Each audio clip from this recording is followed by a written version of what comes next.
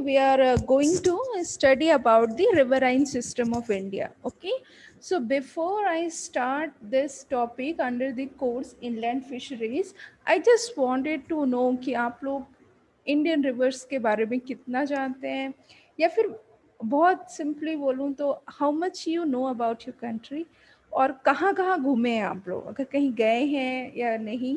So it will be more interesting, okay, more interactive class, okay. So this slide is visible to everyone. Yes, Yes, ma'am. yes. Yes, ma'am. तो जो सबसे left side पे image है ये वाली, कोई identify कर सकता है ये कहाँ की और कौन से रिवर की इमेज है? एनी मैम गंगा रिवर है, अलकनंदा अलकनंदा और मैम याद नहीं है। इस जगह का नाम जानते हैं? ये मीटिंग पॉइंट है. This is the meeting point. यहाँ पे दो रिवर्स मिलती हैं. इस इमेज को ध्यान से देखिए. यहाँ पे डार्क कलर का वाटर. यस मैम, मंदाकिनी है ये एक, और एक अलकनंदा नहीं, एक भागीरथ क्या है, एक अलकनंदा है और एक भागीरथी है. ओके, सो ये देख रहे हैं दो रिवर है, ये उसका मीटिंग पॉइंट है. इस जगह को बोलते हैं देवप्रयाग. ओके, अच्छा ये सेकेंड इमेज ये कौन सी है, कोई बताएगा? उदयपुर. क्या? मैम बनारस की है। This is the yes, Banaras का घाट है. कौन सा घाट है बता सकते हैं? 80 घाट। 80 घाट। बनारस में कितने घाट हैं? कभी आप में से कोई बनारस गया है? Yes ma'am. Yes ma'am. और अगर आप सॉरी अगर आप बनारस गए होंगे तो डेफिनेटली आप घाट जरूर गए होंगे, अगर घूमने के पर्पज से गए तो. कितने घाट है बनारस में? अच्छा ठीक है, नहीं पता मैम। नहीं पता तो फिर क्या घूमा? अगर बनारस में घाट नहीं घूमे तो फिर क्या घूमा बताइए? मैम घूमने के पर्पस से नहीं गए थे। अच्छा क्या कर BHU का एग्जाम देने मैम. BHU का एग्जाम देने गए. अच्छा BHU कैंपस देखा? Yes ma'am. कैसा लगा? अच्छा है मैम, काफी अच्छा है. उस कैंपस में बहुत बड़ा कैंपस है, चौड़ी चौड़ी रोड्स हैं, उसके दोनों तरफ बहुत बड़े बड़े से ट्री प्लांट्स हैं. कौन से ट्री हैं सबसे ज्यादा BHU कैंपस में? सोफा. हाँ, कौन से? अशोका. अशोक नहीं, इसका नहीं मतलब पता. अरे BHU तो एग्जाम देने गए थे, देखा नहीं? गुलमोहर है सबसे ज्यादा कैंपस में. ऑटो में था. नहीं. अच्छा ऑटो में थे इसलिए कुछ दिखा नहीं. अच्छा ओके चलिए ठीक है. बनारस ये, और ये थर्ड इमेज कौन सी है? ऑक्सबो लेक है। ऑक्सबो लेक तो कौन सी लेक है?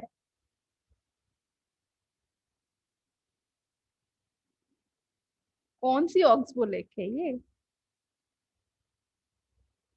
मैम वो बेगूसराय की। क्या नाम है उसका? कांवर लेक। कांवर। कांवर या कन्वर? कन्वर मैम। कन्वर मैम. अच्छा कभी गए हैं आप लोग? No ma'am. No ma'am. कितने को तो यहाँ आने के बाद पता चला होगा कि ऐसी कोई लेक है बेगूसराय में, ऐसे है? Yes ma'am. Yes ma'am. अच्छा तो अगली बार जब भी मौका मिले जरूर जाइए. ये एशिया की लार्जेस्ट ऑक्सबो लेक होने के साथ साथ एक बर्ड सेंचुरी भी है. यहाँ बहुत सारी बर्ड स्पीसीज आती हैं ब्रीडिंग सीजन में. माइग्रेटरी बर्ड्स जो है ना इस लेक में आती हैं. तो ये बहुत ही एक बर्ड सेंचुरी भी है जो लेक है. This very big bird sanctuary also. हाँ, तो कभी मौका मिलता है तो जरूर जाइए. ठीक है, मौका मिलता है बनारस जाइए, कंवर लेक देखिए. देखिए उत्तराखंड जाइए, जो हमारी जो माइटी रिवर्स हैं, जो हिमालयन रिवर्स हैं, वो सारी उससे वहीं से ओरिजिनेट हुई हैं. ठीक है, उसके आसपास से यू विल रियली फील, मतलब आपको इतना अच्छा लगेगा when you go there and you see कितना खूबसूरत टेरेन है, कितना मतलब नेचर कितनी डाइवर्स है, और हमारी कंट्री में कितनी डाइवर्सिटी है, कल्चर की भी और जियोग्राफिकल भी. ठीक है, कल्चरल डाइवर्सिटी भी आपको देखने को मिलेगी.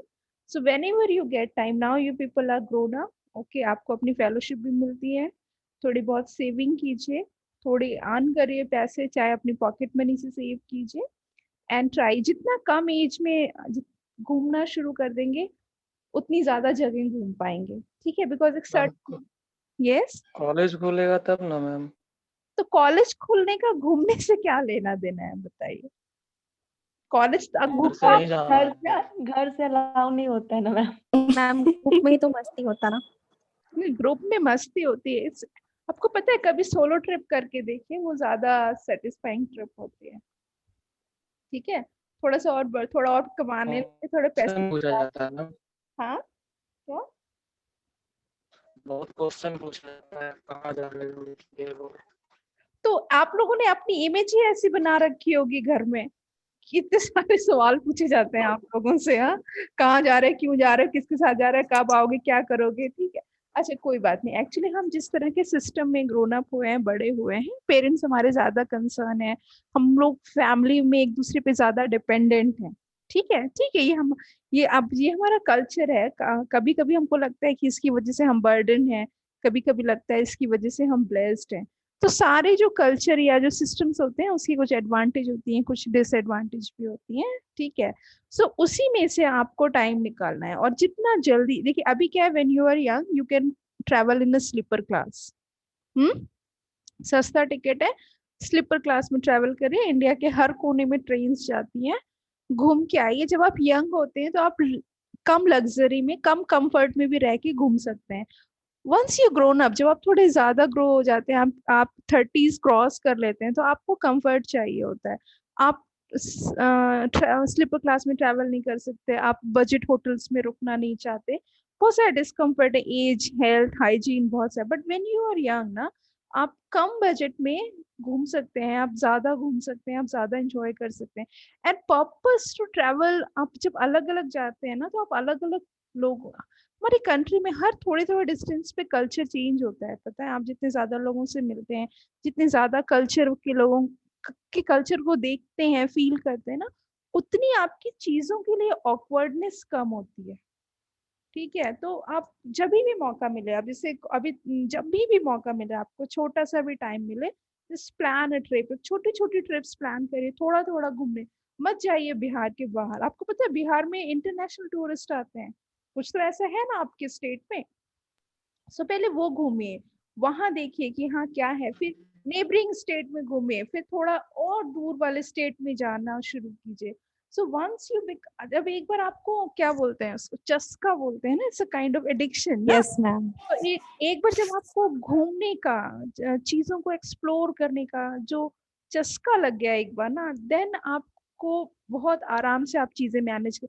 आप जैसे सेविंग करते हैं to purchase a very expensive dress, ठीक है, वो भी जरूरत है, बट थोड़ा सा सेव कर लीजिए कि इस साल में मुझे 2 ट्रिप लगानी है, एक यहाँ जाना है और दूसरा यहाँ जाना है, और इसको जाने के लिए अगर मैं स्लीपर क्लास में ट्रैवल करूं तो मुझे इतने पैसे खर्च होंगे, एक बजट होटल में रहूं तो इतना खर्च होंगे, और खाने वाने का इतना होंगे, प्लस थोड़े मिसलेनियस खर्चे मिला लीजिए।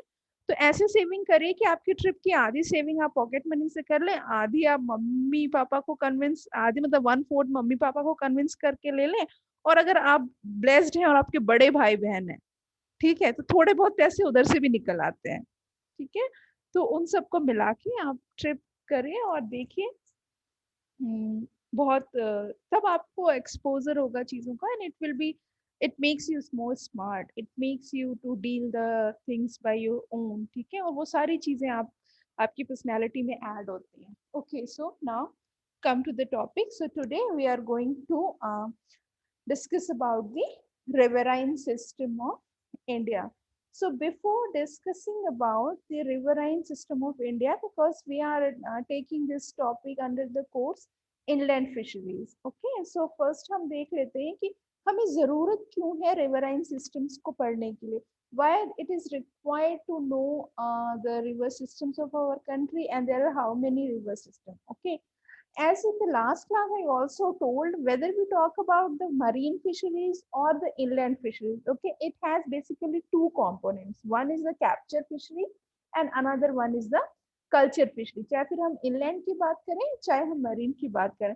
So when coming to the inland fisheries, दो fisheries है, one is the capture, another is the culture. Whenever we talk about the capture fisheries या culture fisheries, okay, जब हम कैप्चर फिशरीज के बारे में बात करते हैं तो बेसिकली इनलैंड कैप्चर फिशरीज की बात कर रही हूँ मैं यहाँ पे। तो बेसिकली 3 तरह के वाटर रिसोर्सेज हैं आपके, और उनके अंदर जो फिशिंग एक्टिविटीज हैं, जो फिशरीज एक्टिविटी है या जो फिशरीज है एज अ होल, वो 3 है। एक है आपका riverine fisheries. Riverine fisheries means the fisheries of the rivers, okay, so that is the riverine fisheries. Then second one is the lacustrine and reservoir fisheries. The lacustrine term came from the lakes, okay. So the fisheries activity which takes place in the natural or the artificial lakes, okay, comes under the lacustrine fisheries. So तीसरी है आपकी estuarine fishery. This is also inland water. Estuarine fisheries means the fisheries in the estuary or the estuarine water, okay. So because when we are going to study about the inland fisheries, then we have to study both the capture and the culture. And when we have to study about the capture fishery, then we should study the fishery under these 3 categories: the riverine fisheries, the lacustrine fisheries, and the estuarine fisheries. So today, so when we are going to study these fisheries, so in the riverine fisheries, first we have to know about the rivers of our country, the river system of our country. Then we will discuss about the fisheries, okay. So before talking about the rivers of our country, we should know something about river, okay. So river is a very generic term, okay. अगर मैं कहूँ कि आपको river define करना है, तो there is no solid definition of a river. River is a generic term जो generally natural streams जो होती हैं वाटर की, उनके लिए यूज किया जाता है, ओके। अगर आप कोई डेफिनेट टर्म नहीं है रिवर्स के लिए, एक जेनरिक टर्म है। सो अगर एक जनरलाइज सी अगर आपको डिफाइन करना हो रिवर को, so basically it is a natural stream of water with a fairly large size, means volume जो है पानी का बहुत ज्यादा है, which flows in a definite channels, ठीक है। चैनल्स में या एक कोर्स होगा, एक रास्ता होगा, एक चैनल्स में वो फ्लो करेगी, और जिसमें series of diverging and converging channels होंगे। Diverging and converging channels mean समझिए आपकी एक चौड़ी मेन रिवर है, उसमें से अगर अलग अलग छोटी छोटी नदियां निकल के उसमें पानी जा रहा है, उनको हम बोलेंगे डाइवर्जिंग सीरीज, ओके। और कहीं पे क्या हो रहा है, आपकी मेन रिवर फ्लो कर रही है और साइड से कुछ पतली पतली स्ट्रीम्स बह करके उसमें मिल जा रही हैं, उसको हम बोलेंगे कन्वर्जिंग चैनल्स, ओके। डाइवर्जिंग मतलब मेन रिवर से जो बाहर की तरफ निकले चैनल्स, वो डाइवर्जिंग है। और कन्वर्जिंग जो छोटी छोटी स्ट्रीम दूसरे जगह से, दूसरे स्प्रिंग और पहाड़ियों से आके उसमें मिल रही है, वो कन्वर्जिंग है। तो डाइवर्जिंग आपकी ट्रिब्यूटरीज, सॉरी डाइवर्जिंग जो है वो आपकी क्या है, डिस्ट्रीब्यूटरीज हैं, और जो कन्वर्जिंग है वो आपकी ट्रिब्यूटरीज हैं, okay. So basically river is a natural stream of water which flows in a definite course and having a series of tributaries and distributaries, okay. So now अब हम देखते हैं classification rivers का, okay. river या stream का classification, so जो river और stream का classification है वो बहुत different basis पे अलग अलग classification है। तो पहले तो ये कि रिवर बनती कैसे, हाउ इट फॉर्म्स। अगर हम रिवर को ओरिजिन के बेसिस पे क्लासिफाई करें तो there is a 2 type, but before उसको ओरिजिन के बेसिस पे क्लासिफाई करने से how it originate, how it forms, तो होता क्या है, जो आपको बारिश से या जो झरने हैं, स्प्रिंग्स हैं, उससे जो रन ऑफ वाटर आता है वो एक कनाल है, कनाल रन ऑफ वाटर आया जो कि स्मॉल गली के जैसे पतली पतली सी गली बनी, उसमें वो पानी बह रहा है स्लोप से, ऊपर की हाइट से नीचे की तरफ, and it forms the small gullies, okay.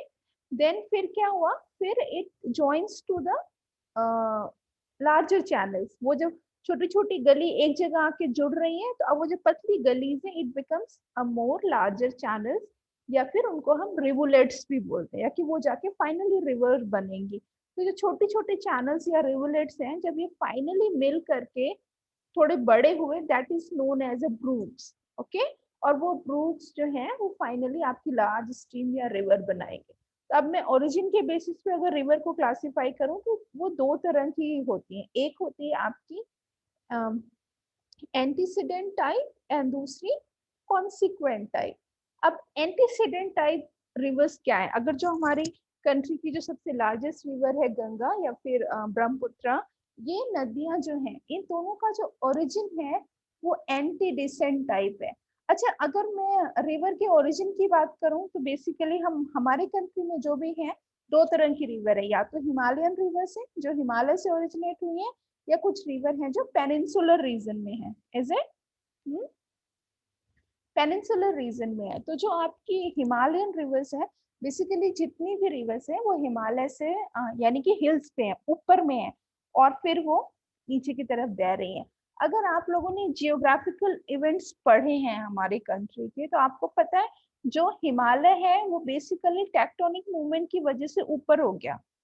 That was basically the सी, जो कि टेक्टोनिक और जियोग्राफिकल एक्टिविटी की वजह से वो अप हुआ, अपवर्ड हुआ, और now it become the highest peak. Is it? ऐसा है या नहीं? पढ़ा है आपने ये या नहीं पढ़ा है? Yes ma'am, yes ma'am. Yes ma'am.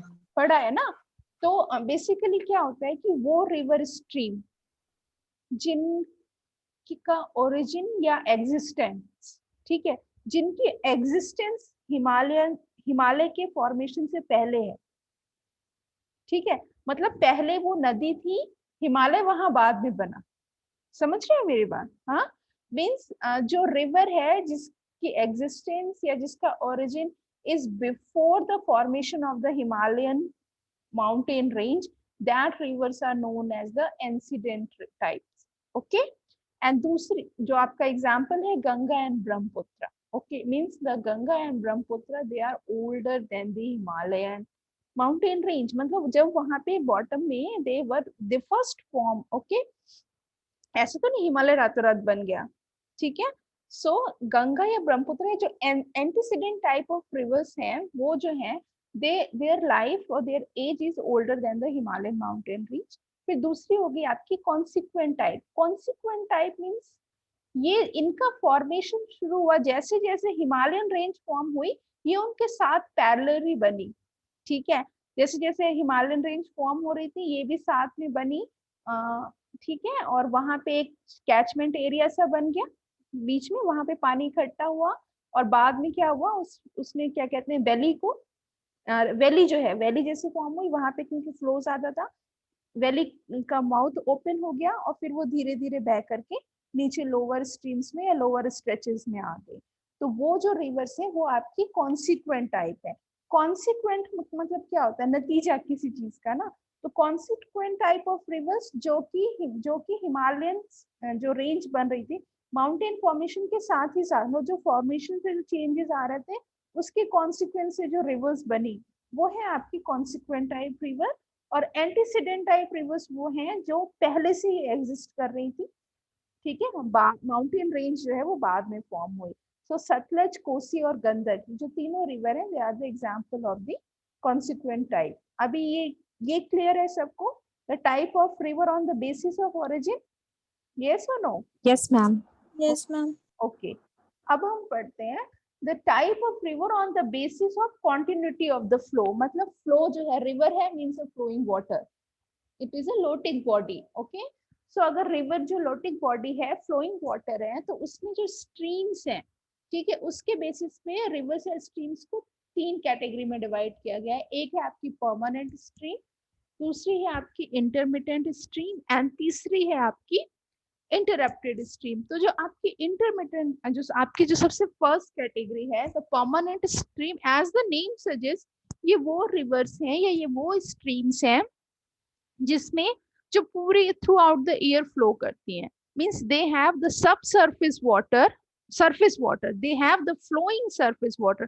पूरे साल जहां से वो ओरिजिनेट हुई और वो ओशियन में जहां जाके मिल रही है सी में, वो पूरी लेंथ में पूरे साल जो है पानी का फ्लो रहता है, ठीक है। यानी सरफेस, उस नदी की सरफेस पे पूरे साल पानी होता है from the origin to the when it meets to the sea or ocean। okay, वो है आपकी परमानेंट स्ट्रीम्स या परमानेंट रिवर। उसके बाद इंटरमिटेंट रिवर क्या है? वो कुछ ऐसी रिवर्स होती हैं जो बीच बीच में कहीं कहीं एकदम सूख जाती हैं, ठीक है। और कहीं कहीं पे क्योंकि कुछ जैसे रिवर्स हैं उनका स्ट्रेच बहुत लंबा है ना, अगर मैं गंगा की बात करूं तो सिर्फ एक रिवर गंगा की, तो उसकी जो लेंथ है हमारी कंट्री में 2000 किलोमीटर से ज्यादा पे वो फ्लो करती है। तो देखो 2000 किलोमीटर में कितना चेंज हो रहा है ना, जियोग्राफी, प्रेसिपिटेशन, क्लाइमेट सबका चेंज है ना। तो जैसे लंबी रिवर्स जो है उसमें क्या होता है, कुछ जगह ऐसी होती है जहाँ प्रेसिपिटेशन बहुत हाई है, मतलब बारिश पूरे साल हो रही है, ह्यूमिडिटी बहुत ज्यादा है, उस रिवर रिवर के उस जोन में, उस एरिया में पानी हमेशा है। वही रिवर कहीं बहुत एरिड एरिया में बह रही है, बहुत गर्मी होती है, बहुत धूप है, ड्राई है, सैंडी है, वहां पे पानी सूख जाता है। यानी कि एक ही रिवर है लेकिन उसका फ्लो कॉन्टिन्यूअस नहीं है, सरफेस पे फ्लो कॉन्टिन्यूअस नहीं है। ठीक है, कहीं पूरी सूख गई है और कहीं पर पानी है, उस स्ट्रीम को हम बोलेंगे, उस रिवर को हम इंटरमिटेंट रिवर बोलेंगे। एक तीसरी रिवर होती है जिसको बोलते हैं हम इंटरप्टेड रिवर। परमानेंट रिवर और इंटरमीडिएट रिवर में वो रिवर्स है, परमानेंट रिवर में सरफेस पे पानी पूरे साल है, पूरी लेंथ पे है। इंटरमीडिएट रिवर में सरफेस पे पानी पूरी लेंथ पे पूरे साल नहीं है। अब जो इंटरप्टेड रिवर्स होती हैं या इंटरप्टेड स्ट्रीम्स जो होती हैं, ये वो रिवर्स हैं जो कि आपकी कहीं कहीं सरफेस पे बहती हैं और कहीं कहीं सब सरफेस पे बहती हैं। सब सरफेस पे मतलब आपको ऊपर से बालू दिख रहा है, ऊपर से बजरी है, मोरंग है और नीचे पानी है, ठीक है, और कहीं कहीं ऊपर पानी दिख रहा है। यानी कि उसकी लेंथ मतलब जो उसका फ्लो कॉन्टिन्यूअस है, कहीं पे पानी सब सरफेस पर है, कहीं पर पानी सब सरफेस पर है।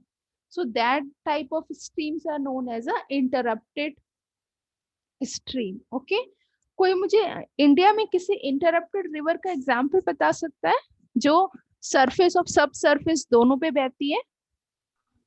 एनीवन? कौन सी? Falgu river. Ma'am river Saraswati. कौन सा बताया तुमने? फाल्गु रिवर बताया, कहाँ है ये? गया में मैम। गया में। ये बहती है आपकी सब सरफेस पे। हाँ, आप लोग को उसके पीछे की एक माइथोलॉजिकल स्टोरी पता है किसी को? वो जो सब सरफेस में बहती है रिवर, कोई बता सकता है मुझे? एनीवन? मैम घर में तो सब लोग रामायण से उसको जोड़ के बोलते हैं, कुछ हाँ हाँ, पता रामायण नहीं। से जोड़ के क्या बोलते हैं? कि सीता जी का ऐसा श्राप है इसीलिए वो वैसे कहता है। सीता जी ने उस रिवर को श्राप दिया था। ओके, कुछ ऐसा है, पढ़ा है आप लोगों ने? अच्छा, गया किस लिए फेमस है? हिंदू जो आपका रिलीजन है उसमें गया किस लिए फेमस है? मैम विष्णुपद मंदिर। पिंडी, वहाँ पे पिंड देते हैं वहां लोग। पे पितृपिंड। पिंडदान किया जाता है, मतलब ऐसा हिंदू जो हिंदू बिलीव्स हैं उनके हिसाब से जो आपका गया है, गया में पिंडदान में जो पितृ हैं, जो पैतृक लोग हैं जो मर गए हैं, उनका मतलब जो कुछ होती है आखिरी जो रस्में कुछ होती है ना, वो वहां पे की जाती है, पिंडदान किया जाता है। ठीक है, तो एवरीवन नो ये स्टोरी, सबको पता है आपके बैच में? Yes no no? मैम। किसको? Ma'am yes ma'am. No ma'am. No ma'am. Okay, अगर नहीं पता है तो मैं बताती हूँ, because we should know, because ये सब चीजें थोड़ी बहुत तो पता होनी चाहिए ना। And particularly if we belong to the state of Bihar, Gaya में पूरे इंडिया से हिंदू बिलीव्स के लोग आते हैं पिंडदान करने के लिए। आते हैं कि नहीं आते हैं? Yes yes ma'am. मैम। पूरी कंट्री से आते हैं इस जगह पे क्या कहते हैं पिंडदान करने के लिए। तो मुझे लगता है अगर आपकी फैमिली से भी, आपके पेरेंट्स या आपके दादाजी लोग जरूर गए होंगे वहां पे अपने पूर्वजों के लिए पिंडदान करने। ठीक है, तो वो जो जगह है, द सेम वे जैसे वो गया है, वो जो जगह है वो पिंडदान के लिए है। मतलब हिंदुओं में वो बिलीफ है, उस जगह को माना जाता है कि अगर यहाँ से पिंडदान किया जाए तो पूर्वजों तक सीधे पहुंचता है, या जो भी बिलीफ है, मुझे उसमें उसके बारे में बहुत ज्यादा पता नहीं है। तो बेसिकली जो राम और सीता हैं वो वहां पे पिंडदान के लिए गए थे। ठीक है, तो पिंडदान के लिए जो भी कुछ कुछ जरूरी चीजें लगती हैं वो उन्होंने अपना इकट्ठा की होंगी और किया होगा। फिर उसमें कुछ कम, मुझे भी बहुत क्लियर स्टोरी नहीं पता है, बट जितनी पता है मैं उतना बता रही हूँ। फिर उसमें कुछ कम बड़ा या क्या, तो जो आपके राम और लक्ष्मण थे या जो वो लोग उसको लेने चले गए उतने अभी, मतलब to make all the arrangement ना। लेकिन जब वो लेने चले गए, सीता वॉज देयर, तो क्या हुआ कि तब तक उनके जो पूर्वज हैं, जिनको पिंडदान देना था, जिनको वो चीजें ऑफर करनी थी, वो लोग वहां आ गए। ठीक है, जब वो लोग वहां पर आ गए तो सीता जी ने, अब तो वो आ गए, तो उनको वापस कैसे भेजे? तो जो भी उनके पास चीजें थी, जो भी वहां पे जितनी भी चीजें रिसोर्सेज रही होंगी, उससे उन्होंने जो है पिंडदान कर दिया, कुछ कुछ डाला।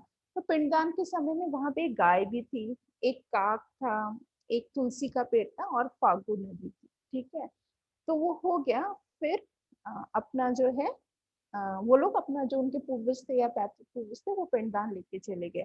उसके बाद जब राम और लक्ष्मण आए, मुझे बहुत अच्छे से नहीं पता है, बट जितना थोड़ा बहुत मुझे याद है, पता है, मैं शेयर कर रही हूँ। तो उन्होंने सीता को बोला, तो सीता ने बोला कि नहीं, आप लोगों ने लेट हो गया, मैंने ऑलरेडी पिंडदान कर दिया है। तो कुछ मतलब थोड़ा सा कॉन्फ्लिक्ट हो गया, एक आध कोई और भगवान आ गए होंगे, कुछ मुझे एग्जैक्टली नहीं पता है। तो फिर तो सीता ने कहा नहीं, आई हैव प्रूफ ना कि पिंडदान किया है हमने। ठीक है, तो ये हुआ, कैसे प्रूफ करेंगे आप? तो उन्होंने बोला यहाँ पे देखिए, गाय गौ माता बैठी है, इन्होंने भी देखा। फिर वो तुलसी का वृक्ष है, उन्होंने भी देखा। फिर ये नदी भी मतलब उसकी साक्षी है कि मैंने इसमें पिंडदान किया है। और एक कौवा काक था, उसको भी बोला। और आप चाहें तो इन लोगों से पूछ सकते हैं। तो वहां के जितने लोग थे, अब उनके मन में कुछ भी रहा हो, शायद उनका ये मन था अगर हम बता देंगे तो भगवान राम यहाँ से चले। ऐसा माना जाता है कि वो जो भी थे वहां पे, गाय, तुलसी, या वो जो नदी है, फागु नदी है, या वो काक है, उनको ये लगा कि अगर हम उनको सच बता देते हैं तो शायद राम जी यहाँ से बिना पिंडदान किए चल, मतलब बिना और रुके चले जाएंगे, तो जो उनके सानिध्य में यहाँ रहने का जो समय है वो कम हो जाएगा। तो उन सबने लाइन से झूठ बोला। सबने बोला हमने तो ऐसा कुछ देखा ही नहीं। ठीक है, अब जब सबने एक साथ झूठ बोल दिया, तो ये बात सीता जी को बहुत बुरी लगी कि झूठ बोलने की क्या जरूरत है, झूठ क्यों बोला। तो उन्होंने, ये जितने लोग यहाँ इन्वॉल्व थे, मुझे सारों का नहीं पता, इतने का याद है, उन्होंने सबको जो है श्राप दिया। उन्होंने तुलसी जी को श्राप दिया कि आप बहुत पूजनीय है हिंदू में। ठीक है, आपकी पूजा तो की जाएगी, लेकिन कभी भी आपको घर के अंदर जगह नहीं मिलेगी, आप हमेशा घर के बाहर आंगन में ही रहेंगी। तो आप देखिए, जितनी भी हिंदू बिलीव्स की फैमिली है, तुलसी हमेशा आंगन में लगाई, रीजन जो भी हो, तुलसी हमेशा बाहर लगाई जाती है। Is it? Yes ma'am. उसके बाद फिर उन्होंने गाय को बोला, गाय भी हिंदू धर्म में बहुत पूजनीय है। ठीक है, लेकिन उन्होंने बोला कि आपने झूठ बोला, इसलिए आप चाहे कितनी ही पूजनीय हो, आपको हमेशा घर का जूठा खाना ही मिलेगा। तो जनरली जो लोग भी गाय पालते हैं, जो खाना बच जाता है, जो जूठा होता है, वही जाता है ना उनके नाद में खाने के लिए। फिर उन्होंने फाल्गु नदी को बोला कि कोई भी नदी जो होती है, उसको आप किस बात पे वो होता है ना, मतलब उसका उसका आइडेंटिफिकेशन क्या है, किसी आप जैसे आपको कोई कैसे पहचानेगा? नदी है मतलब एक स्ट्रीम है जो फ्लो कर रही है सरफेस पे, वही तो उसकी सबसे बड़ी पहचान है ना। तो उन्होंने फागु नदी को श्राप दिया कि आप कभी भी सरफेस पे फ्लो नहीं कर पाएंगे। ठीक है, तो गया में जो फागु नदी है वो सरफेस पे नहीं, वो सब सरफेस पे फ्लो करती है। ठीक है, उसके बाद फिर काक को भी कुछ ऐसा ही श्राप दिया उन्होंने कि आप पितरों का खाना तो खाएंगे, लेकिन मतलब बहुत ही घृणित दृष्टि से देखे जाएंगे। ठीक है, हमारे यहाँ जो कौवों को जो पिंडदान होता है, वो पितृपक्ष के महीने में छत पे रख देते हैं खाना, ये माना जाता है कौवा के खाएं, कुछ कुछ ऐसा होता है ना। तो इस तरह का कुछ कुछ श्राप उन्होंने दिया था। ठीक है, सो आई थिंक इतनी बड़ी स्टोरी सुनाने का मेरा रीजन कुछ हिंदू माइथोलॉजी और बिलीफ को फैलाना नहीं था। ये मैंने इतनी बड़ी स्टोरी आपको सिर्फ इसलिए सुनाई, you just know the concept of interrupted stream, and you never forget the example of the interrupted stream or a river in the India.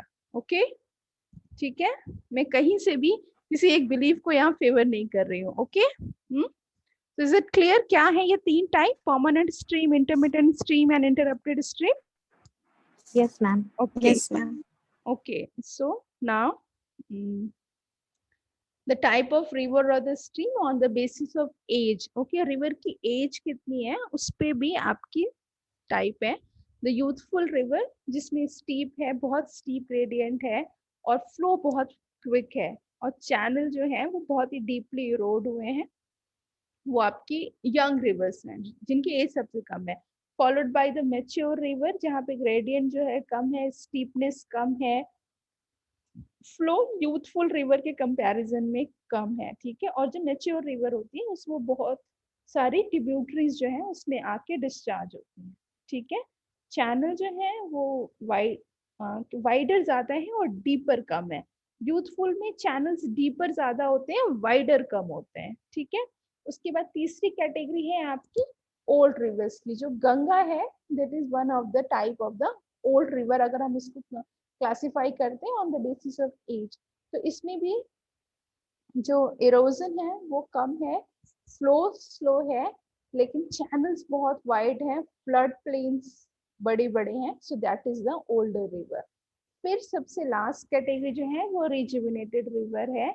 ये वो रिवर है जो कि टेक्टोनिक मूवमेंट होता है। आपकी अर्थ में टेक्टोनिक प्लेट्स होती हैं, तो टेक्टोनिक जो मूवमेंट अपलिफ्ट की वजह से जो रिवर बनती है, that is actually the rejuvenate reverse. Okay, now the zonation in river. Reverse भी जो है अगर हम कहते हैं वो एक लीनियर बॉडी है ना, तो उसमें आपके 3 जोन्स होते हैं। अगर मैं रिवर की बात करूं तो सबसे जो अपर मोस्ट जोन है that is known as crenon, followed by rhithron and the last one is the potamon. Okay, तो जैसा कि मैंने बोला 3 जोनेशन है, और मैं रिवर को अगर 3 हिस्सों में बांटूं, upper most of the river जो है वो कहीं ऊंचाई से नीचे की तरफ आती है ना, किसी हिल से निकली हुई है? चाहे एंटीसीडेंट टाइप हो चाहे कॉन्सिक्वेंट टाइप हो, दे ओरिजिनेट फ्रॉम अ आपकी ऊंचाई से, कहीं किसी हायर पॉइंट से वो नीचे की तरफ आती है। तो जो सबसे हाईएस्ट पॉइंट होता है, जो सबसे अपर मोस्ट पॉइंट होता है जहां से वो रिवर ओरिजिनेट हो रही है, सोर्स ऑफ जो रिवर है, ठीक है, वहां का जो रीजन है, वो जो जोन है, that is known as the crenon zone. Okay, so the uppermost zone at the source of the river is the Crinon zone, and it is divided into 2.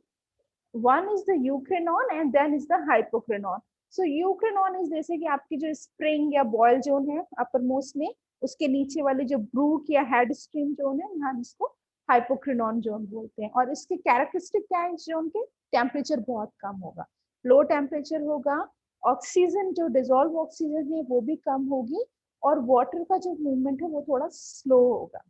Then आपके सेकेंड जोन आती है that is रिथ्रॉन zone. रिथ्रॉन zone जो है अपर most zone के बाद की जो upstream zone I, मतलब रिवर वहीं जो पहाड़ों में थोड़ा और नीचे की तरफ बह रही है, मतलब अब ऊपर से वो फुटहिल्स की तरफ आना शुरू हो गई। तो जो फुटहिल्स की तरफ नीचे की तरफ जो आ गई है, नीचे की तरफ पहाड़ों से जब नीचे की तरफ गिर रही है, वो जो जोन है वो है आपकी rhithron zone, the upper upstream zone. तो ये जो अपस्ट्रीम जोन है यानी कि अपर मोस्ट जोन के बाद वाली जोन अपस्ट्रीम जोन है, इसके कैरेक्टर्स क्या है? लो टेम्परेचर है, टर्बुलेंस है, टर्बुलेंस बहुत ज्यादा है, बहुत हाई फ्लो है, बहुत फ्लो हाई है, टर्बुलेंस या डिस्टर्बेंस ज्यादा है, इसलिए ऑक्सीजन का लेवल भी जो है ज्यादा है। ये रिथ्रॉन जोन के मेन कैरेक्टरिस्टिक है, ठीक है। उसके बाद थर्ड जोन जो है वो पोटामिन जोन है, वो हमारा डाउन स्ट्रीम स्ट्रेच है। अगर मैं जैसे बात करूं रिवर, अगर गंगा का मैं एग्जांपल लेती हूँ, तो जो आपका जो मेंडरिंग करके वो जो प्लेन्स में बह रही है, जैसे आपके उत्तर प्रदेश में बह रही है, बिहार में बह रही है, the parts of the West Bengal में जो बह रही है, वो पूरी जो जोन आएगी that is known as the potamon zone. Okay, यानी कि जो डाउन स्ट्रीम स्ट्रेच है रिवर का, it is a potamon zone. It combines both the lentic and lotic water, और सबसे कॉम्प्लेक्स जोन है ये। अगर मैं कंपेयर करूँ, सबसे कॉम्प्लेक्स जोन है, और बेसिकली इसमें जो वाटर चैनल्स हैं, जो स्ट्रीम चैनल हैं या रिवर चैनल जो है, उसके दोनों तरफ फ्लड प्लेन्स। ओके, सो आपका इसके कैरेक्टर्स में ऑक्सीजन लो होगा, फ्लो बहुत स्लो होगा, बॉटम जो है वो सैंडियर होगा। So this is the zonation in the river, the crenon, the rhithron and potamon. और अच्छा, अब मैं बस आप लोगों से जानना चाहूंगी, इसमें से किस जोन में फिश डाइवर्सिटी सबसे ज्यादा होगी? Anyone? I am audible? Ma'am rhithron zone में। मैम लिथ्रा रिथ्रॉन में मैम। रिथ्रॉन में। एनी और जो इस जो तीन जोन है, किसी भी रिवर की जो जोन है, जो सबसे ज्यादा पोटामॉन। पोटामॉन में मैम। यस यस, सबसे ज्यादा जो डाइवर्सिटी होगी फिश की डाइवर्सिटी, वो पोटामन जोन में ही होगी। और पोटामन जोन में भी जो इकोनॉमिकली इंपॉर्टेंट फिशेज हैं, जो लार्ज साइज फिशेज हैं, जैसे गैंगेटिक कार्प्स हैं आपकी, अगर मैं गंगा का एग्जांपल लूं, और भी बड़ी कैट फिशेज हैं, या हिल्सा की बात करूं जो माइग्रेटरी फिश है, जो माइग्रेट होकर के आती है हुगली में, ठीक है। ये मतलब इकोनॉमिकल एक्टिविटी भी सबसे ज्यादा पोटामन जोन में होती है, सबसे ज्यादा। Why, ma'am? हाँ, और क्यों? जब वहां पे एक तो सबसे ब्राइडर है, सबसे ब्रॉडर है, फ्लो कम है। देखो क्या होता है, जो ऊपर की जोन है, जो रिथ्रॉन और क्रिनॉन जोन है, उनके बॉटम पे जो क्या होता है, रॉकी है, रॉकी बॉटम है, बोल्डर्स है, रिफल्स हैं, तो वहाँ और टेम्परेचर लो है, तो लो टेम्परेचर पे एक तो डाइवर्सिटी कम होगी। जो फिशेज होते हैं they are of a smaller size, और वो मछलियां होती हैं जो पत्थरों पे कुछ खाती हैं, जो उनके बीच में छोटे छोटे वेजिटेशन होते हैं उनमें छुप के रहती हैं, ठीक है। और जब टेम्परेचर कम होता है तो लो टेम्परेचर पे जो डिफरेंट टाइप ऑफ स्पीसीज की डाइवर्सिटी है वो हमेशा कम होती है। क्रेनॉन पे सबसे कम होगी क्योंकि सबसे कम टेम्परेचर है, क्योंकि फेवरेबल टेम्परेचर तो वही है ना। फेवरेबल टेम्परेचर क्या होता है, जैसे अगर मैं फिशेस की बात करूँ तो 28, 24, 28 के आसपास का जो water temperature that is favourable, और उसी वाटर टेम्परेचर पे majority of the fishes species है, ठीक है। तो अगर मैं टोटल इंडियन स्पीसीज की बात करूँ फ्रेश वाटर, तो उसमें से कितनी कोल्ड वाटर है, बहुत कम है। क्यों? क्योंकि कोल्ड वाटर जो कोल्ड टेम्परेचर है वो फेवरेबल टेम्परेचर नहीं है। जो जो कंडीशन फेवरेबल नहीं है वहां पे तो डाइवर्सिटी, लाइफ डाइवर्सिटी कम होगी कि नहीं होगी, इज इट। इसलिए आपकी क्रिनॉन और रिथ्रॉन जोन जो है उसमें आपकी डाइवर्सिटी कम है। पोटामिन जोन में शैलोवर, शैलोवर नहीं, वाइडर है, ठीक है। उसमें आपका ऑर्गेनिक, उसमें जो है आपका कॉलम की जो डेप्थ है, मतलब जो रिवर की डेप्थ है वो भी ज्यादा है। उस और उसकी वजह से प्लैंकटन, क्योंकि जब वाटर का फ्लो स्लो होता है तो प्लैंकटन्स का नंबर भी ज्यादा होता है, ठीक है। तो प्लैंकटन क्या है, वो प्राइमरी प्रोड्यूसर है, तो फूड ज्यादा है प्लेंटी में। टेम्परेचर एम्बिएंट है, ठीक है। तो ये सारे फैक्टर्स हैं जो इस जोन में सबसे ज्यादा डाइवर्सिटी बढ़ाते हैं। और इस पोटामिन जोन में जो वाटर टेम्परेचर भी है इंडियन कंडीशंस की अगर मैं बात करूं तो वो फेवरेबल है, इसलिए इस जोन में डाइवर्सिटी भी ज्यादा है और इकोनॉमिकल इंपॉर्टेंस से जो बड़े साइज के फिशेज हैं वो इस जोन में ज्यादा है, ठीक है। क्लियर? तो this ma'am yes, ma'am oxygen level के अकॉर्डिंग देखा जाए तो फिर देखो इसमें तो मैम उसमें लो ऑक्सीजन है। ऑक्सीजन लो है, लेकिन ऑक्सीजन इतनी लो नहीं है कि सर्वाइवल के लिए लो का कहने, अगर मैं कंपेयर कर रही हूँ तो रिथ्रॉन जोन से डिसॉल्व ऑक्सीजन जो है वो लो है। बट ऑक्सीजन लो का मतलब ये नहीं है कि ऑक्सीजन डिप्लेटेड है। क्या गंगा में ऑक्सीजन का डिप्लेशन है? नहीं। लेकिन जो आपकी अलकनंदा या जो भागीरथी जो बह रही है आपकी ऊपर में, हरिद्वार से ऊपर, जो जो देवप्रयाग और हरिद्वार के बीच में जो गंगा है, ठीक है, उसमें जो ऑक्सीजन का लेवल है उतना ऑक्सीजन का लेवल जो उत्तर प्रदेश बिहार में बह रही है गंगा उसमें नहीं है। लेकिन ऐसा नहीं है कि ऑक्सीजन डिप्लीट हो गई है या खत्म हो गई है। सर्वाइवल के लिए जितनी ऑक्सीजन चाहिए फिश या दूसरे एक्वेटिक बायोटा के लिए वो सारी उसमें अवेलेबल है। यहाँ पे जो ऑक्सीजन का लेवल मैंने बोला है वो कंपेरेटिव है। रिथ्रॉन में हमेशा ऑक्सीजन लेवल उससे ज्यादा होगा। क्यों? क्योंकि वहां पे बहुत फास्ट फ्लोइंग है, रिफल और बोल्डर्स वाले बॉटम है। तो जब जैसे आप बोल रहे हैं ना, अगर आप एक ग्लास में लें पानी और उसमें चम्मच को जोर से घुमाएं तो उसमें ऑक्सीजन ज्यादा डिजोल्व होगी ना, हाँ। और अगर यस मैम। धीरे घुमाएं तो इसलिए जो है ऑक्सीजन का डिफरेंस है। बट इसका ये मतलब नहीं है कि पोटामिन में ऑक्सीजन जो है वो डिप्लीटेड है। Okay, yes ma'am. Clear? Yes ma'am. Okay, now we will talk about the river system of India. Okay, so the India में जो river system है, basically we have 5 major river system. In India is basically known as a country of rivers. बहुत सारी नदियां हैं। आपके बिहार में कितनी, आप जो छोटी लोकल ट्रिब्यूटरीज और नदियों का नाम लें, अभी हम बैठ के अगर हम काउंट करते हैं ना बिना कोई एफर्ट लगाए, अगर we count, if we count the name of the rivers on the fingers, छोटी बड़ी सारी 50 आराम से आ जाएंगे। आ जाएंगे कि नहीं आ जाएंगे? बहुत सारे रिवर्स हैं कंट्री में, बट ये रिवर्स जो है किसी न किसी रिवर सिस्टम का पार्ट है।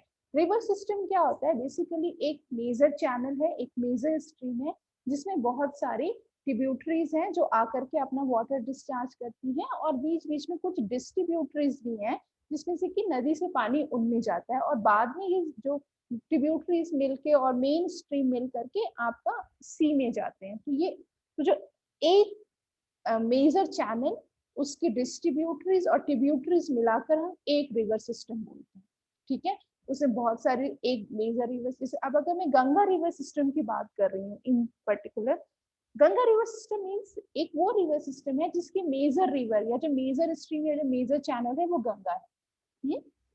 और उसमें बहुत सारे ट्रिब्यूटरीज आकर मिलती हैं। तो वो ट्रिब्यूटरीज और गंगा, उन सारी नदियों को मिला के जो एक सिस्टम बना, एक नेटवर्क बना, उसको हम बोलेंगे Ganga river system. Same with Brahmaputra. Brahmaputra मतलब कि एक मेजर रिवर है जिसमें बहुत दूसरी छोटी रिवर्स आके जुड़ती हैं। ईस्ट कोस्ट रिवर सिस्टम वो रिवर्स हैं जो हमारी कंट्री के ईस्ट कोस्ट पे बहती हैं। वेस्ट कोस्ट रिवर सिस्टम वो है जो हमारी कंट्री के वेस्ट कोस्ट पे है। और एक पांचवा है हमारा Indus river system. Okay, so we will take all those river system one by one. Okay, so first we will start with Ganga river system. Okay, so सबसे पहली बात, this river system constitute the largest river system of our country. And if we talk about the Ganga itself, ना पहले तो जो river system की बात करें, मैं सिर्फ एक single river गंगा की बात नहीं कर रही हूँ। This river system constitute the largest river system of our country. और पूरे river system की अगर हम length लेते हैं तो it is about 8047 kilometers. Okay, ये जो river है, it flows in the Uttarakhand, Haryana, Uttar Pradesh, Bihar, West Bengal, Madhya Pradesh, and some parts of Rajasthan. Okay, then इस river system में basically two rivers हैं, two main rivers हैं. One is the Ganga and another one is the Yamuna. So जो गंगा और यमुना में जो larger है वो गंगा है, ठीक है। So और इसकी और जो now गंगा और यमुना दो main river है। Now the tributaries of Ganga like Ram Ganga, which originates from the Kumayu Hill or Uttarakhand. Uttarakhand में एक्चुअली दो डिवीजन है, एक हिल को बोलते हैं कुमायूं हिल और दूसरे को बोलते हैं गढ़वाल हिल्स। तो जो राम गंगा है originates from the Kumaon hills. फिर आपकी गोमती रिवर है, घाघरा है, गंधक है और कोसी है। They all are the tributary of Ganga. Then जो आपकी दूसरी मेजर रिवर है गंगा रिवर सिस्टम की, दैट इज यमुना। तो यमुना की जो ट्रिब्यूटरीज हैं वो है आपकी चंबल, बेतवा, केन, टॉन्स और सोन नदी, ठीक है। तो ये हो गया आपका रिवर सिस्टम। अभी आप आगरा गया है कोई? एनीवन? No ma'am. अच्छा, नहीं गए हैं, चलिए फिर कभी टाइम मिले तो जरूर जाइए। आगरा में सबसे फेमस क्या है? ताजमहल। ताजमहल। ताजमहल। ताजमहल किस रिवर के बैंक पे है? यमुना। यमुना, ओके। अच्छा, कोई इलाहाबाद गया है या प्रयागराज क्या बोलते हैं, इलाहाबाद गया है कोई? नहीं, अच्छा चलो, okay. So first about the river Ganga. Okay, ये आपकी पेरिनियल रिवर है।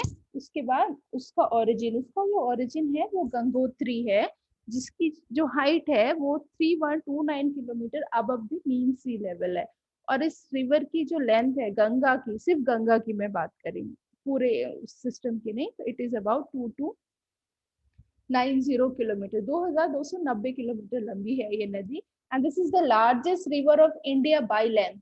अगर मैं बाय लेंथ बोल रही हूँ, मतलब अगर मैं ये कितने किलोमीटर में फ्लो कर रही है, मैं उसके बेसिस पे ये गंगा जो है वो हमारी कंट्री की सबसे बड़ी रिवर है, the largest river on the basis of length. अगर आपसे पूछा जा रहा है which river is the largest river of our country, तो वो गंगा है, सिंपल। अब अगर कभी ऐसा क्वेश्चन आता है कि largest river of our country based on volume, तब क्या होगा? Brahmaputra. Brahmaputra, yes. The Ganga is the largest river of our country based on the length, and Brahmaputra is largest based on the volume, the runoff water volume it carries. Okay, so ये हो गया about Ganga. Now the Yamuna, it is also, Ma'am, yes, Ma'am, Gangotri is the place of origin or name of the origin of River Ganga? नहीं, वो उस जगह का नाम भी गंगोत्री है ना, जहाँ से गंगा वो निकलती है। Okay, ma'am. Okay. उसके बाद आपका Yamuna. Okay, this is also perennial river. इसका ओरिजिन जो है यमुनोत्री हॉट स्प्रिंग है। एक यमुनोत्री हॉट स्प्रिंग से 8 किलोमीटर नॉर्थ पे इसका ओरिजिन है। इसकी लेंथ है, it is around 1000 kilometre. And this river Yamuna जो है ये आपका फ्लो करती है दिल्ली में, फिर कुछ रीजन्स ऑफ उत्तर प्रदेश है, फिर थोड़ा मध्य प्रदेश है, वहां से करके it again joins to Ganga, क्योंकि बेसिकल जो है ये गंगा में जो इलाहाबाद है वहां पे, इलाहाबाद में संगम है, सुना है ना आपने? Yes, Yes. ma'am. Yes, ma'am. संगम का नाम सुना है ना, उसको इलाहाबाद संगम क्यों बोलते हैं? गंगा यमुना नदी वहाँ पे है। सारी मिलती नदियाँ आके है। वहाँ पे मिलती सारी नदियां नहीं मिलती नहीं, हैं, गंगा और यमुना मैम, बस दो ही नहीं? और एक सरस्वती तीन है मैम। नदी। सरस्वती। सरस्वती नदी। गंगा यमुना सरस्वती मैम, तो तीनों नदी मिलती है। Allahabad is a place in the Uttar Pradesh where जो आपकी तीनों नदियां जो है वो एक जगह पे, इसलिए उसको संगम बोलते हैं। संगम मतलब क्या होता है? मिल जाना। ओके, सो जो Yamuna meets to Ganga at Allahabad. Okay, then the Indus river system. Okay, if I'm talking about the Indus river system, it is a very large, it's considered as one of the largest river system of world. Okay, लेकिन Indus river system जो है basically, हम सिंधु नदी का नाम सुना है ना? Yes, ma'am. Yes ma'am. Sindhu को ही इंग्लिश में इंडस बोलते हैं। तो सिंधु घाटी सभ्यता का नाम सुना होगा ना, Indus river valley civilization, Indus Valley Civilization. Yes, ma'am. Yes. Indus valley civilization पढ़ा, बेसिकली सिंधु घाटी सभ्यता बोलते हैं ना उसको हिंदी में। तो इंडस रिवर सिस्टम को सिंधु रिवर सिस्टम भी बोलते हैं। तो जो आपका इंडस रिवर सिस्टम है, वैसे तो ये बहुत ही लार्ज रिवर सिस्टम है। ओके, लेकिन इंडिया में जो इंडस रिवर सिस्टम का बहुत कम पार्ट है जो इंडिया में फ्लो करता है। ओके, बेसिकली 3 मेजर रिवर है इंडस रिवर सिस्टम की जो इंडिया में फ्लो करती है। उसमें नंबर 1 है झेलम रिवर। झेलम का नाम सुना होगा। This is the river which flows through the state of Jammu and Kashmir. Okay, और उसके बाद ये दो और रिवर है, that is Sutlej and Beas. जो सतलज और ब्यास हैं ये भी इंडस रिवर सिस्टम का पार्ट है। ये जो है आपका जो हिमाचल प्रदेश है ना, उसमें फ्लो करती है सतलज और ब्यास। और फाइनली ये सारी नदियां जो हैं इट गोज टुवर्ड्स, कहाँ जाती है ये बताइए? Ma'am, Pakistan. Yes, it goes towards the Pakistan and from there it falls in the Arabian Sea. Okay, उसके बाद है तो जो इंडस रिवर सिस्टम क्यों, अगर इकोनॉमिक्स की बात करें तो इसलिए इम्पोर्टेंट है कि इंडस रिवर सिस्टम में जो कोल्ड वाटर फिशरीज है कंट्री की, वो जम्मू एंड कश्मीर में जो झेलम में जो कोल्ड वाटर फिशरीज है वो बहुत, इस कोल्ड वाटर फिशरीज में सिर्फ ऐसा ही नहीं है कि कोल्ड वाटर फूड फिशरीज है, जो स्पोर्ट फिशिंग होती है बहुत बड़े बड़े वहां पे वो लगते हैं आपके स्पोर्ट फिशिंग के कार्निवल्स लगते हैं। आप गोवा का नाम सुना है? अगर आपने गोवा का नाम सुना है या आप कभी गोवा गए तो आपने गोवा के कार्निवल्स का भी नाम सुना होगा। ठीक है, Yes, ma'am. Yes, ma'am. Carnival को अगर मैं बहुत देसी भाषा में बोलूँ तो मेला होता है बेसिकली, है ना? जैसे हम लोग भी छोटे थे तो मेला घूमा है कभी आप लोगों ने? Yes ma'am. Yes, Yes, ma'am. ma'am. Yes, ma'am. अच्छा, मुझे तो लगता था इस जनरेशन को पता ही नहीं है मेला भी कुछ होता है। हाँ, ओके, तो the carnival is basically the mela. तो जो आपका जम्मू एंड कश्मीर है, फिर आपका हिमाचल प्रदेश है, या फिर इधर आपका नॉर्थ ईस्ट कुछ स्टेट्स हैं लाइक अरुणाचल प्रदेश। ओके, इन सब में जो है आपके स्पोर्ट्स फिशिंग के कार्निवल्स लगते हैं। स्पोर्ट फिशिंग के कार्निवल्स मतलब वहां पे क्या होता है कि जो पूरी दुनिया से एंगलर्स आते हैं जो कि मछली पकड़, मतलब जो शौकीन लोग हैं ना एंगलिंग करते हैं, तो वो एंगलर्स आते हैं, स्पोर्ट फिशिंग होती है, कुछ पर्टिकुलर जोन्स है रिवर में, हाँ, वहां पे जाकर के वो एंगलिंग का कंपटीशन होता है। और वहां पे जो सबसे लार्जेस्ट साइज के फिश अपने एंगल से कैच करता है, that person will be declared as a winner. Okay, so उनमें जो प्राइज मनी होती है वो भी काफी होती है, क्योंकि कार्निवल चलता है। लोग सिर्फ एंगलिंग करने ही नहीं आते हैं, एंगलिंग जो है वो देखने भी आते हैं। ठीक है, फिर उसकी वजह से जो लोकल टूरिस्ट, जो लोकल लोग हैं उनको, वो जो टूरिज्म है ना, it's a kind of tourism, तो जो लोकल लोग हैं उनकी भी इकोनॉमी उस पर जो है डिपेंड करती है। तो ये जो आपका इंडस रिवर सिस्टम है हमारी कंट्री में, फिर झेलम, और जो आपकी स्पोर्ट फिशिंग है ये सतलज ब्यास, फिर अरुणाचल प्रदेश में भी ब्रह्मपुत्र की कुछ रिवर्स में होती है, झेलम भी होती है। तो ये जो स्पोर्ट फिशिंग की वजह से काफी रेवेन्यू आता है कंट्री में, इसलिए भी इस रिवर सिस्टम की ये जो रिवर्स हैं ये इकोनॉमिक में जो है वो बहुत इंपॉर्टेंट है, इकोनॉमिकली काफी इंपॉर्टेंट है। एक तो स्पोर्ट फिशिंग होती है और दूसरा जो कोल्ड वाटर फिशेज हैं, जैसे आपकी ट्राउट है, ये सब भी बहुत एक्सपेंसिव फिशेज है ना, महाशिव है, ट्राउट है, इकोनॉमिकली इम्पोर्टेंट फिशेज हैं, इनकी वैल्यू ज्यादा है मार्केट में, हाई प्राइस्ड फिशेज हैं। ओके, उसके बाद है आपकी 1 second,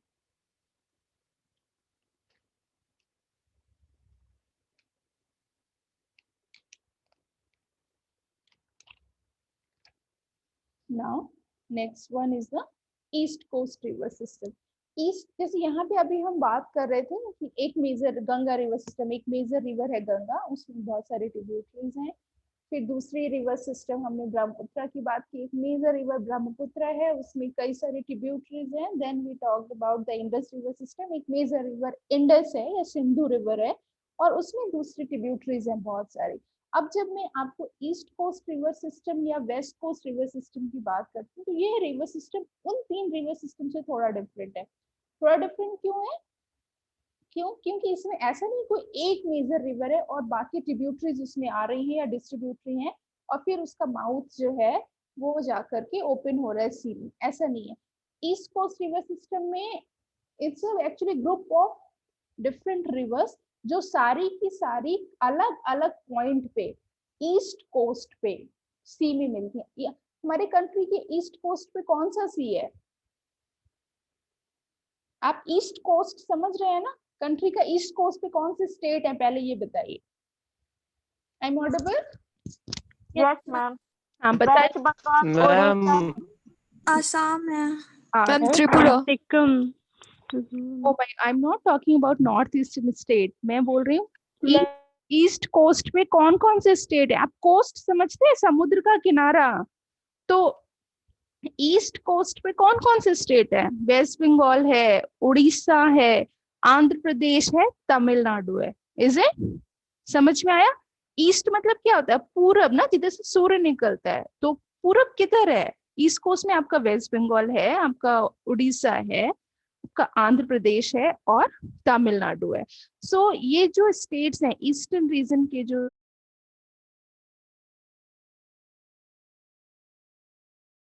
okay, so now we will discuss about the east coast river system. जैसे कि मैंने पहले बताया, जो हमने जो 3 प्रीवियस रिवर सिस्टम पढ़े हैं उसमें हमने क्या पढ़ा? एक मेजर रिवर है, ठीक है, और उसकी ट्रिब्यूटरीज हैं। चाहे गंगा रिवर, गंगा एक मेजर रिवर सिस्टम है, उसकी ट्रिब्यूटरीज हैं। ब्रह्मपुत्र एक मेजर रिवर है, उसकी ट्रिब्यूटरीज हैं। और फिर इंडस एक रिवर है, मेजर रिवर, उसकी ट्रिब्यूटरी है। But when we talk about the east coast river system, यहाँ पे ऐसा नहीं है कि कोई एक रिवर है और उसकी बहुत सारी ट्रिब्यूटरीज हैं और फिर वो एक जगह आके या तो बे ऑफ बंगाल में या इंडियन सी में गिर रहे हैं, ठीक है। ईस्ट कोस्ट पे मैंने बोला कौन कौन से स्टेट है आपके? वेस्ट बंगाल है, उड़ीसा है, आंध्र प्रदेश है, तमिलनाडु है। सो बेसिकली जितनी भी ईस्ट कोस्ट की रिवर्स हैं वो अलग अलग मेजर रिवर्स हैं उस रीजन में, फ्रॉम वेस्ट बंगाल टू तमिलनाडु। वो सारी ओरिजिनेट हुई हैं अलग अलग पॉइंट से, और वो सारी की सारी अलग अलग पॉइंट पे जाके बे ऑफ बंगाल या इंडियन सी में गिरते हैं, ठीक है। That is the difference from the remaining 3 river system. और जो इनकी कंबाइंड लेंथ है दैट इज ऑफ 6437 किलोमीटर। तो जो ईस्ट कोस्ट रिवर सिस्टम में बहुत सारे रिवर्स हैं, लेकिन जो मेजर रिवर हैं that is Mahanadi, Godavari, Krishna and Kaveri. Mahanadi river कहाँ से फ्लो करती है? कौन से स्टेट में फ्लो करती है? It flow in the Orissa. Orissa. Very good. Then there is another river which is Godavari. Godavari जो है बेसिकली नासिक में कोई देवलाली हिल्स है। It originated from the Devlali hills in the Nasik. Nasik is in Maharashtra, और फिर ये फ्लो करती है आंध्र प्रदेश से होते हुए। It basically drains into the bay of Bengal. Okay, इसकी भी कुछ ट्रिब्यूटरीज हैं, लाइक मंजीरा है और भी कुछ है, मुझे कुछ माइनर में पूर्णा है, मनेर है, सबरी है। So these are the some of the tributaries. उसके बाद आपकी है महानदी हो गई, then there is a Godavari. Godavari के बाद फिर कौन सी रिवर है?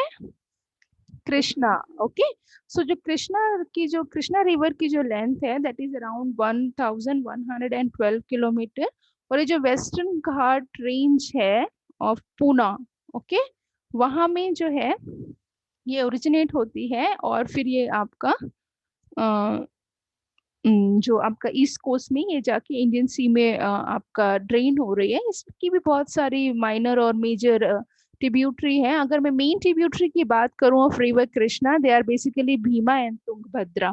तुंगभद्रा का नाम आपने जरूर सुना होगा क्योंकि तुंगभद्रा पे एक बहुत बड़ा डैम है, पढ़ा होगा आपने, पढ़ा है या नहीं पढ़ा है? Okay, so Bhima and Tungabhadra, they both are the main tributaries of river Krishna. Then another major river of the east coast river system is the Kaveri river system. Okay, so the Kaveri is the longest perennial river. Okay, ये जो है it originates from the Brahmagiri hills of the Western Ghat. Okay, and then it empty into the Bay of Bengal in the Tanjavur district of Tamil Nadu. Okay, so इसमें इसकी भी कुछ tributaries हैं। Okay, like Bhavani है, अमरावती है। Okay, these all are the tributaries of the Kaveri. So basically आपकी जो east coast की जो 4 मेजर रिवर्स है, महानदी, गोदावरी, कृष्णा एंड कावेरी, ये सारी है रिवर्स अलग अलग पॉइंट्स, मेजर रिवर्स हैं, अलग अलग पॉइंट्स पे ओरिजिनेट होती है, इनकी अपनी अलग अलग ट्रिब्यूटरीज हैं और ये अलग अलग पॉइंट पे बे ऑफ बंगाल में ड्रेन होती है जाकर के। ओके, अब वो आ गया आपका वेस्ट कोस्ट। अब ये बताइए वेस्ट कोस्ट में कौन कौन से स्टेट है?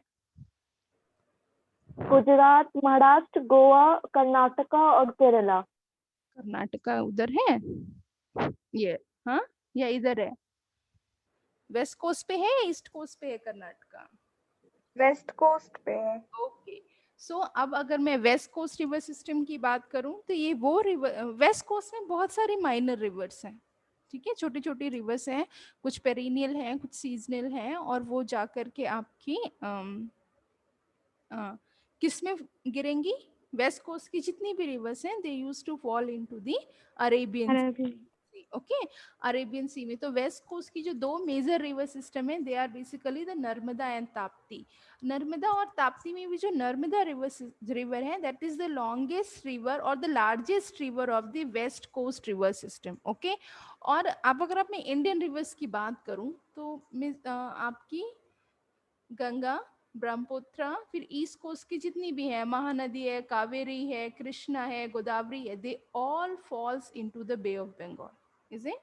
But there is the rivers, okay, जो कि ओरिजिनेट हो रही है इंडिया में, लेकिन ये आपकी ड्रेन होती है अरेबियन सी में।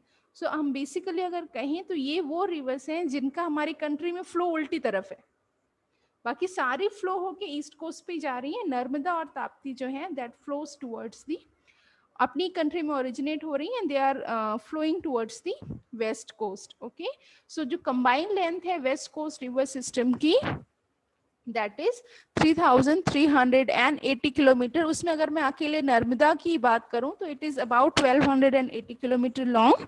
Okay, and this river is originated from the, कोई बताएगा कहाँ से ओरिजिनेट होती है रिवर नर्मदा? बहुत ही फेमस प्लेस है।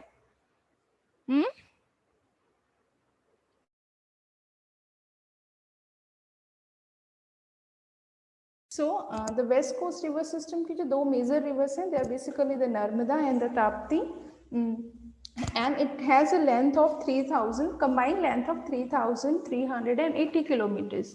और अगर मैं उसमें सिर्फ नर्मदा की बात करूं तो it has a length of 1280 kilometres. Okay, और अभी तक हमने जितनी भी रिवर्स पढ़ी, अगर इंडस रिवर सिस्टम की रिवर्स को छोड़ देते हैं तो चाहे वो गंगा रिवर सिस्टम हो, चाहे वो ब्रह्मपुत्र हो, चाहे वो ईस्ट कोस्ट रिवर सिस्टम हो, ये सारी की सारी रिवर्स जो हैं ये बे ऑफ बंगाल में या ईस्ट की तरफ जा कर के एम्प्टी होती हैं या ड्रेन होती हैं। बट ये जो वेस्ट कोस्ट रिवर की system, west coast river system की जो रिवर्स हैं, चाहे नर्मदा हो चाहे ताप्ती हो, they all drain into the Arabian sea. Okay, so उसमें भी जो आपकी वेस्ट कोस्ट रिवर सिस्टम, उसकी जो मेजर रिवर है that is the Narmada, and it is originated from one of the very popular place from Madhya Pradesh. कोई बताएगा मुझे कहाँ पे ओरिजिनेट होती है नर्मदा? जियोग्राफी नहीं? अमरकंटक हिल। Yes, it originate from the Amarkantak hill which is in the Bilaspur district. Okay, वो वहाँ से ओरिजिनेट होती हैं और इस रिवर की तकरीबन मेजर और माइनर सबको मिला लें तो there is around 18 tributaries, 18 tributaries हैं रिवर नर्मदा की। ये वेस्ट कोस्ट की लार्जेस्ट रिवर है और उस 18 में से 2 ट्रिब्यूटरीज हैं, 18 में से 16 tributaries are from Madhya Pradesh only, और जो 2 हैं वो हैं आपकी गुजरात से। तो फिर ये रिवर जो है आपका गुजरात से फ्लो करती हुई अरेबियन सी में फ्लो करती है। फिशरीज एक्टिविटी के on the basis of fishing activities या फिशरी एक्टिविटीज़ ये वेस्ट कोस्ट की सबसे इम्पॉर्टेंट रिवर है। फिर आपकी दूसरी है river Tapti. It originates from the Vindhyachal, जिसको बोलते हैं ना Vindhya hill of Satpura range, okay. And ये भी जो है आपका मध्य प्रदेश में ही है। Then it goes to the Maharashtra and then Gujarat and finally it join the Arabian Sea, okay, somewhere near the Surat in the Gujarat, okay. So this is all about the river system of India, okay. So a quick revision करते हैं. There is a 5 major river system in India. The number 1 is the Ganga river system. Then जिसकी 2 main river हैं, Ganga and Yamuna, और उनकी बहुत सारे tributaries हैं। और ये सबसे गंगा जो है वो लार्जेस्ट रिवर है हमारी कंट्री की on the basis of length. Then Brahmaputra river है, it has a Brahmaputra main river, इसकी कुछ ट्रिब्यूटरीज हैं।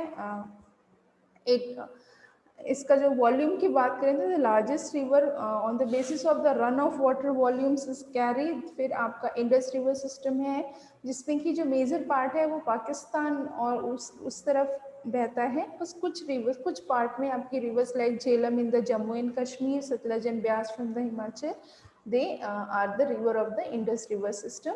देन आपका ईस्ट कोस्ट रिवर सिस्टम में आपकी जो मेजर रिवर है that is Mahanadi, Godavari, Krishna and Kaveri.